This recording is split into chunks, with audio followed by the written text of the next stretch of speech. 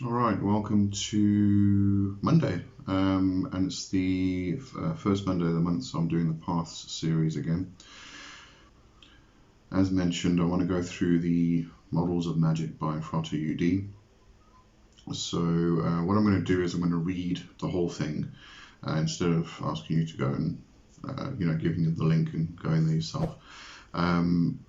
Mostly because people on the podcast won't be able to see what's on the screen, so I'm just going to read the text, and then as I go through I'll just kind of pick things out and just discuss them a bit further.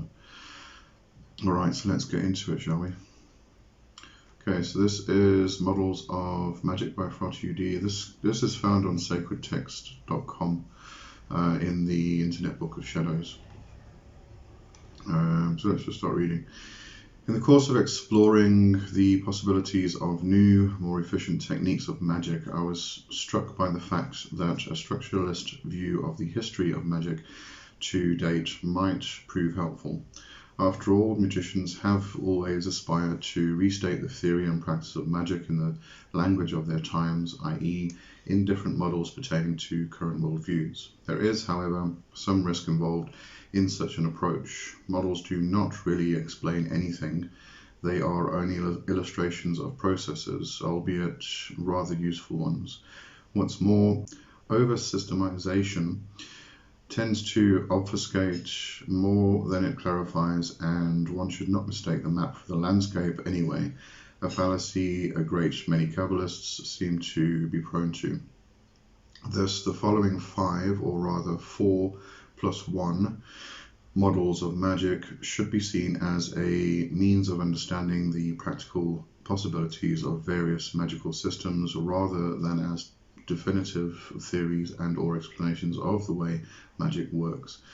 It has proved effective in practice to view magic under the following categories: the spirit model, the energy model, the psychological model, the information model, the meta model.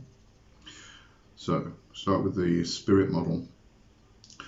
This is purportedly the oldest model of magic, though it may very well have come into existence after or simultaneously with the energy model. We can find it worldwide in shamanic cultures as well as in many religions. Its basic premise is the existence of an other world inhabited by more or less autonomous entities such as spirits, angels, demons, gods, etc. The shaman or magician is someone who can enter this other world at will, who has traveled widely in it, knows its language and customs, and has made friends, smitten enemies, and or acquired allies and servitors there. This is important as all magic is of these entities making. The modern German word for witch, Hexe, which is feminine, illustrates this rather neatly if we take a closer look at its etymology. It derives from Old High German Hagazusa, which translates as fence rider. The Hagazusa is riding the fence between the worlds, i.e. she is at home in the world of everyday life as well as in the magical other world of spirits. I think you'll probably recognize this as being the model which most people actually talk about. We talk about it a lot on this channel, is the spirit model, working with the deities, with the demons, with the angels, working with familiars, with the fetch and all such things, and therefore fence riding, or hedge riding as it's often called, straddling between the two worlds. So this is one of the models which comes up a lot in most discussions about magic. Let me just continue reading. In the spirit model, magic is seen as being affected by these entities who are usually invisible, at least to the average punter, and it is the shaman's or magician's task to make them put his will into effect. This may be done by prayer, by barter, by cajoling, or even vide medieval demon magic, by the application of magical force, threats, and pressure. The other world may have its own geography, but it is usually considered to coexist with the world of everyday life. The key to entering it is an altered state of consciousness, controlled trance or ecstasy, of which the shaman is an expert. The spirit model has prevailed in traditionalist or dogmatic magic until today, some of its most noted exponents being Franz Barden and, at least to a great extent, Aleister Crowley. Alright, so that's the spirit model. Now moving on to the energy model. What you'll also notice is we don't necessarily stick to one particular model. For instance, I use mostly the energy model and the spirit model in my own work, but I incorporate all of the models at some point or some degree. But my main focus is usually the energy model, followed by the spirit model. I definitely work with energy more than anything, although that might not come across on my channel because I talk about working with spirits a lot. But my own personal work is focused more on the energy model, actually.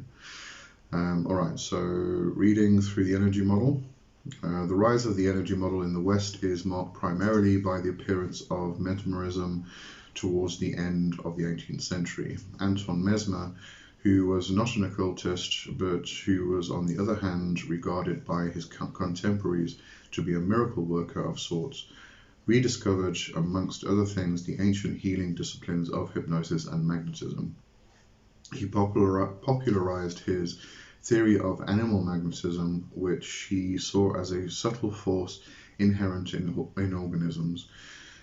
But he also had heavy use of metal magnets for healing purposes. While the French Revolution put a temporary end to Mesmer's movement, his ideas were not lost. They were taken up by a number of others, primarily occultists, who drew on them while developing their own theories of magic. One of the first to do so was Bulwer Lytton of the Societas Rosicruciana in Anglia, the SRIA, who postulated the existence of a subtle energy which he termed vril. I'm sorry, let me try that again because I missed the viril, possibly deriving from Latin viritas, or force, power, strength. This was actually the model for the name of Bovril, from Latin bovis, or ox, and vril, or life force, interestingly enough. We can observe interesting parallels to this concept in the vitalist theories of biology, which emerged around the same time. Other exponents of the energy model of magic, not then so termed, were Reichenbach with his concept of odd, Eliphas Levi and his astral light, and Madame Blavatsky, who adopted the theories of prana from yoga physiology. This was also the time when anthropology and ethnology discovered the Polynesian concept of mana, and Asiatic scholars began to concern themselves with the Chinese principle of qi or qi. The latter two go to show, of course, that the idea of subtle energies utilized by magic is far older than the 18th century. In fact, we can observe it already in early shamanic cultures. Shamanic magic is very frequently a mixture between spirit and energy model. Example, the shaman may call upon his spirits or gods to give him power, or he may, vice versa, use his power to extort favors from them. And I think that points back to what I was just saying. A lot of people who practice magic, very specifically in a witchcraft environment or arena, who are straddling the worlds, will often go back and forth between the spirit model and the energy model. Okay, continuing to read. In its pure form, however, the shaman or magician is not in need of spirits and other entities. The world is viewed as being vitalized by subtle forces or energies, and his primary task consists in mastering the art of perceiving and manipulating them. As all phenomena are basically energetic in nature, the existence of an otherworld is not strictly required. Thus, the magician is more of an energy dancer than a fence rider or go-between. But even here, the key to the perception, charging, and general utilization of these forces is again the magical trance, or as Chaos Magic terms it, gnosis. Theories and practices pertaining to the energy model can be found with many magical authors, but it has seen its real large-scale popularity only since the 70s of our century, when the general influx of Eastern thinking paced the hippie movement, made concepts such as chakra and kundalini work a mainstay of most occult disciplines. Strong energy model elements can also be found in Franz Bardner's system of electromagnetic fluids, condensators, etc. Okay, so now moving on to the psychological model. This again is one that I definitely incorporate very much in relation to chaos magic actually. So let's carry on reading here. Sigmund Freud's theory of the subconscious revolutionized Western thinking in general and psychology, which we did not, as some people are wont to believe, invent all by himself. In particular, suddenly man was seen as a being which was only partially conscious and in control of itself. While psychology is still fighting for its academic recognition as a science, it has stamped its mark on therapeutic disciplines and on magic. The psychological model of magic does not purport to explain how magic works. Its only premise is that the subconscious, or as Carl Jung later retagged it, the unconscious, will do the job if it is properly addressed and or conditioned. This again is achieved by magical trance, suggestion, and the use of symbols, i.e. selective sensory input, as tools of association and as a means of communication between the magician's conscious will and his subconscious faculty responsible for putting it into effect. Aleister Crowley dabbled a great deal in the psychological model, which comes as no surprise, as he not only tried to keep up with all major academic disciplines of his time, but thought himself to be the world's greatest psychologist into the bargain. But all considered, he remained a traditionalist exponent of the spirit model. After all, Aiwass was, in his belief, a preternatural entity. Nevertheless, he did have a knack of explaining magic in psychological terms to make it sound sensible to the skeptics of his time. A more radical approach was taken by Austin Osman Spare, whose sigil magic rests on the basic tenets of the psychological model. Spare's brilliant system is, in principle, an inversion of Freud's theory of complexes. By actively suppressing his will in the form of a graphical sigil and forgetting it, the magician creates an artificial complex, which then starts to work on similar lines, just as suppressed subconscious traumas will cause neurotic behavior, etc. The psychological magician is a programmer of symbols and different states of consciousness. He is not necessarily in need of a transcendent otherworld or even subtle energies, though in practice he will usually work on the assumption that one or the other, or both, do in fact exist and can be utilized by his subconscious. Authors such as Israel Regardie, Dion Fortune, William Butler, Francis King, William Gray, and to some extent Pete Carroll subscribe to the psychological model, which seems to be the primary domain of the English-speaking world of magic and which has become the prevailing paradigm ever since the 70s of this century. Okay, so I think that's quite self-explanatory. If you explore chaos magic, you'll definitely come across a psychological model. Alright, so next is the information model. If anybody's worried this is never going to end, don't worry, we are almost there. The information model. The information model of magic is being developed since about 1987, and there is still considerable debate about the direction it shall ultimately take. Its basic premises to date are as follows. A. Energy as such is dumb. It needs information on what to do. This can be so-called laws of nature or direct commands. B. Information does not have mass or energy. Thus, It is faster than light and not bound by the restrictions of the Einsteinian space-time continuum. It can therefore be transmitted or tapped at all times and at all places. In analogy, but of course only as such, it may be likened to quantum phenomena rather than relativistic mass energy. It can, however, attach itself to a medium, example, an organism or any other memory storage device. Now, I'm sorry, I'm just going to scroll to the end here. I just want to check the date this was actually written. This was 1991.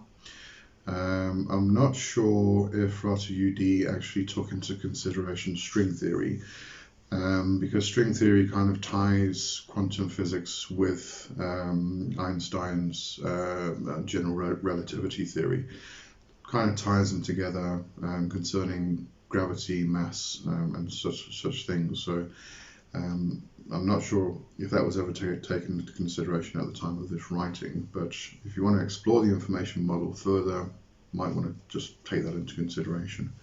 At the start of the theoretical debate, it was still believed that the postulation of morphic, or more precisely morphogenetic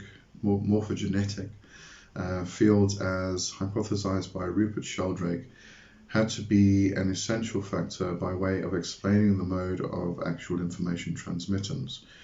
This, however, while still being discussed, does not appear to be strictly prerogative thought. It cannot be not ruled out that an act of information magic can create such fields. It does seem more probable, though, that the concept of information matrices will prove to be the most promising theory in the long run. The application of the as yet evolving information model has led to the discipline I have termed cybermagic, from cybernetics or the science of control systems. Contrary to the other models described above, cybermagic does not rely on magical trance or to achieve its effects. Rather, the cyber magician activates either his own main memory banks, namely brain and spine, the golf club chakra, so called because of its shape reminiscent of the golf club, or those of the target person. The desired information is then called up and transmitted quite similarly to a copy command on an MS-DOS computer. Talking about MS-DOS computers, it was definitely written in the 1990s. The copy command analogy holds good insofar as the information, not having mass, is not actually lost in the process as energy would be, but rather is duplicated. This is an important point as it allows for the magician to perform his magic even in a state of very low physical power, possibly even when almost completely intoxicated, as long as his basic life support systems are still functional and the command syntax is employed correctly. It is, however, obvious that this technique demands a fair control of what used to be termed Kundalini effects, and practice has shown ever and again that a good amount of yoga and meditation experience is a great help in achieving cyber magic. Unfortunately, the full theory and practice of cyber magic cannot be described here due to lack of space, and will thus have to be the subject of a separate article to be published later. To date, the main experimental research work is being done within the Magical Pact of the Illuminates of Thanateros, IoT, and some quite astounding results have already been achieved, especially in the field of language and knowledge transfer, as well as magical healing. If you're not familiar with Illuminates of Thanateros, the IoT, it's a chaos magic order or group. In spite of its very modern, untraditionalist outlook, the basic principles of cyber magic may, in truth, well be the oldest form of magic extant. For we can, for example, find a number of reports in the East to affect a guru transferring all his knowledge to his successor before his death, which is usually achieved by an act of long mutual meditation. This goes to show that magic as a whole has always existed in many coexisting models. What has changed, however, is the stress laid on one model or the other in the course of time. And then we go on to the meta model, which is very much kind of a way of looking at all of them together. The meta model of Magick is not a model as such, but rather an instruction on the use of the others. For its only advice to the magician is always use the model most adequate to your aims. And I think that's important to note. Just a side note here, is depending on what work you're actually doing and what your goal is, what your aim is in your magic, in your practice at that particular time, because it changes all the time, then you can pick a model which is adequate for that goal. And then through this explanation of the meta model, he actually goes into how you would apply each model to a particular aspect or a particular goal or aim that you have in mind. This may sound a bit trite, but we will see that it is not quite as self-evident amongst magicians as one might expect. It is rooted in chaos magic's assertion, nothing is true, everything is permitted, which ultimately boils down to the pragmatic utilitarianism. Before this aspect is enlarged upon, though, let us look at the example of the models presented here as applied in practice. We shall take the situation of magical healing to demonstrate how these models differ from each other. In the spirit model, healing is regarded as an exorcism.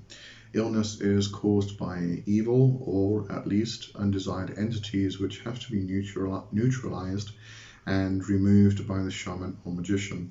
In the case of a patient with a heart condition, the shaman may, for example, see a green lizard in the vicinity of the heart which must be removed.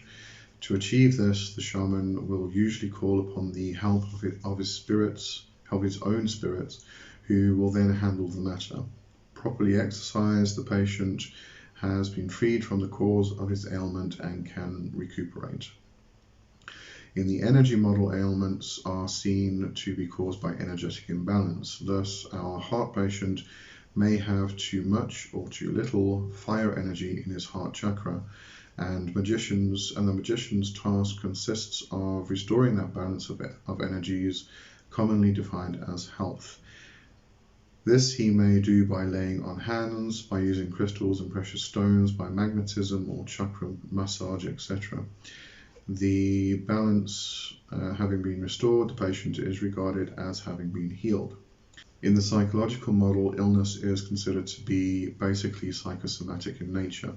The magician will therefore either do a ritual work with the patient which enhances his stamina and resolves his troubles. Example, a Saturn ritual to cope with Saturnian challenges the patient is seen to have avoided by becoming ill, or he will charge a sigil for the patient's health. Preferably, he will instruct the patient to construct and charge his own sigil.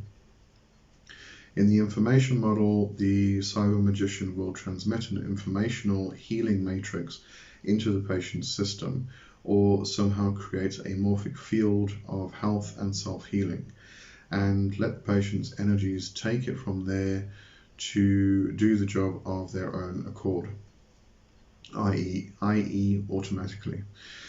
This rests on the assumption that the energies are still powerful enough to get the work done, otherwise he will either jump back into the energy model to provide the patient with the additional energies required, or install another information matrix to create an influx of the power desired.